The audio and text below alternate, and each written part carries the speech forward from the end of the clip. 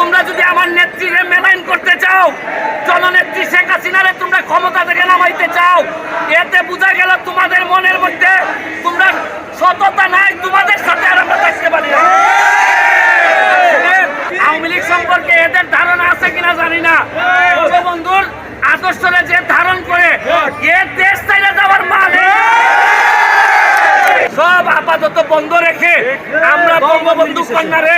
এই ক্রাইসিস মোমেন্টে বাঁচানোর জন্য যে যার জায়গা থেকে আমাদেরই অনেকের সন্তান যারা এই আমাদের সরকারের বিরুদ্ধে আন্দোলন করতেছে, এরা নিজেরাই জানে না যে এই সরকারের পতন ঘটায় এরা যে ওদেরকে বুঝাইতে হবে। এবং আপনারা সোশ্যাল মিডিয়াতে আপনারা দেখবেন প্রতিদিন সকালবেলা উঠে হঠাৎ করে বলে ওবায়দুল কাদের দেশ ছেড়ে ভাগছে।